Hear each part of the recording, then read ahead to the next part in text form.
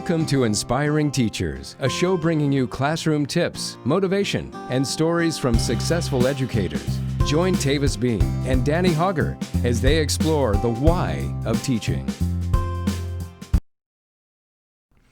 Thank you so much, Johnny Milford, and welcome to episode 118 of Inspiring Teachers. I am Danny Hauger. Thanks, Brady Dolan, for that wonderful Dominoes video, and our show today is brought to you by AmpedUpLearning.com. Use promo code HaugerHistory10 at AmpedUpLearning.com and grab some new teaching resources for your classroom. From FREC resources, which really engage students, to different learning decks and all kinds of new technology and lessons, web quests, interactive assignments, so many cool things that you can find for English to math to social studies, even the Hauger History Store. And AmpedUpLearning.com, they have so many different things, and you're supporting teachers when you shop there, and they're owned by two teachers, not like a big corporate entity. So that's pretty awesome too. At AmpedUpLearning.com, you'll find anything you need for any classroom, and there's tons of cool stuff. Plus, you can post your own resources there too if you're so inclined. Check out AmpedUpLearning.com. All right, today, Alex Trebek, host of Jeopardy, has passed away. And I'm recording this the day of to talk about some of the takeaways in your classroom that you can think about to make your class more like a game and students more engaged. Like, learning is a competition, and it really is something that they get prizes from later on in life. Have you thought about teaching it to them in that fashion? Alex Trebek, 8,000 episodes. They always have 30 questions in each round. There's 2 rounds plus Final Jeopardy. They don't always finish the board. So if we assume 50 questions per show in 8,000 episodes, you can do that quick math. Alex Trebek prompted the statements for the answers that are actually questions, 400,000 different pieces of trivia over the course of his many, many years hosting the show. Started in 1984, so Jeopardy was older than I am. And there's a few takeaways that I want to discuss from Alex Trebek's life before we get into gamifying the classroom. First of all, he hosted a lot of other game shows that you probably don't know about. The Wizard of Odds. Anyone? Bueller? Double Dare? I don't remember any Alex Trebek episodes of Double Dare. Maybe they redid the show at some point. I remember the Nickelodeon version. High Rollers, Battlestars, Classic Concentration, and To Tell the Truth. But he usually played himself, you know. He was always his own personality, and he had a 2-year battle with pancreatic cancer and had been the show. He'd even re-upped his hosting of the show contract responsibilities to 2022.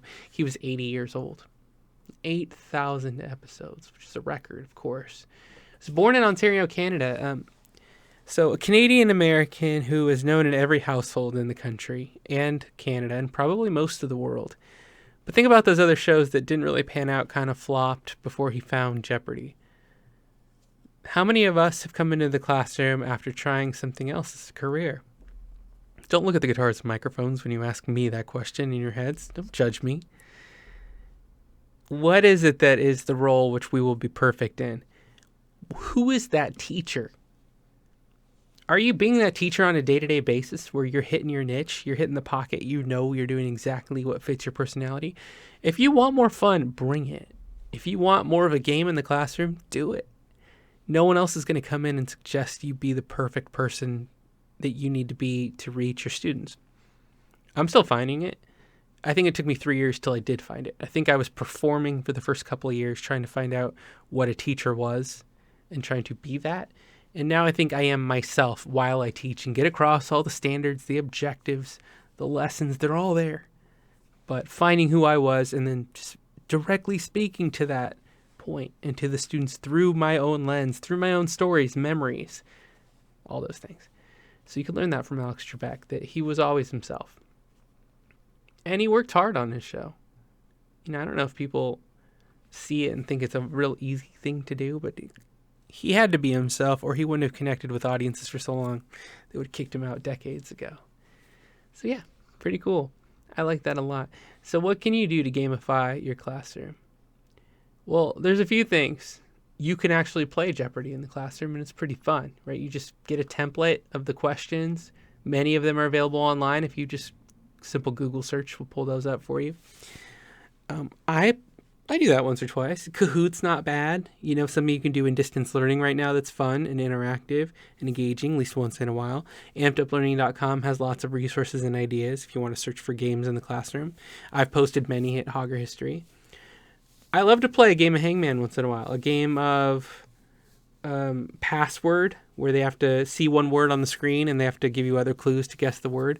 I love playing quick rounds of even a Pictionary here and there or anagrams. It can be 30 seconds, but it breaks up a lesson or breaks up a day to where students can turn on their fun side of their mind instead of their learning or note-taking side. Okay, so other ways that I think that I bring fun and games into the classroom. An occasional comedy clip. How many times is there a parody from a popular show that you could take 20 seconds of to prove a point or emphasize a definition or show vocabulary, a little piece of a documentary here or there? Again, segments, breaking up expectation, bringing humor in. I don't mind a little self-irreverence once in a while, making a joke on my own behalf if I slip up a sentence. I love a challenge too. So if somebody brings up a question I don't know the answer to, instead of flubbing your way through it and acting like you know all, why not call on somebody to bring up the answer and have a race to find it? And then extra credit or credit, depending on how you can look at that. When two students raise their hand and you're in the room at the same time, and just pull some fun out, like a tie goes to the runner. This is one of my favorite days, my first year of teaching. And they said, what does that mean? I'm like, we're going outside. You two, 100-yard dash. Whoever wins that race gets to ask that question first. It's silly. It takes a couple minutes, but it brings fresh air. And it feels like we're having a good time, like we're playing a game. Other things you can do. I'm a social studies teacher. I run an election in my classroom where everybody plays a special interest group or a state and has electoral votes. And the candidate has to appeal to everyone in the room to win the election. It's good for anything from middle school up. You can learn lessons in English language arts or history that way. It could be practice. See, I make a joke there.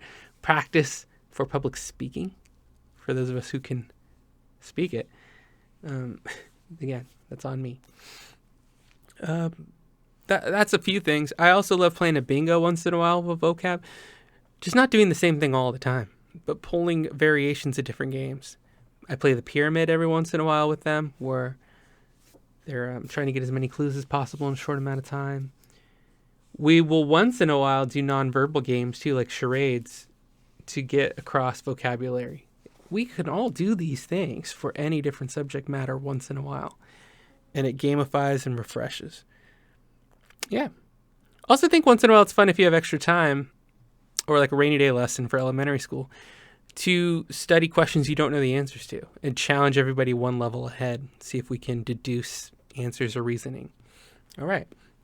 So those are just some ways that I feel like we can acknowledge the passing of Alex Trebek with some forward planning, thinking, and logistics. How could you gamify your classroom? Write it down in the comment section below. Let us know what you do, what games you like to play, what do your students enjoy doing. And yeah, I actually, funnily, just bought the Jeopardy game for Nintendo Switch, which I also just recently got. I know, I'm 7 years behind. I understand. It was on sale for $5, and then I had a coupon, so for like $3. And every once in a while, I get together with friends and introduce that. So the next time you watch an episode or a rerun or play a game digitally of Jeopardy, why don't you pull one of those trivia facts and do one a day with your class?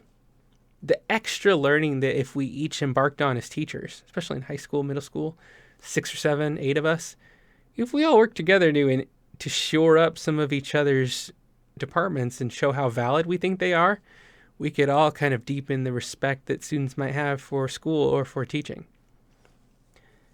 So with that, I know that I challenge myself to find current events every day that are interesting from around the world and some that are positive. Maybe have a game where they have to guess the next line of the story or the impact, or you bury the lead and don't read the headline and have them guess where the story's happening or taking place or what happened next.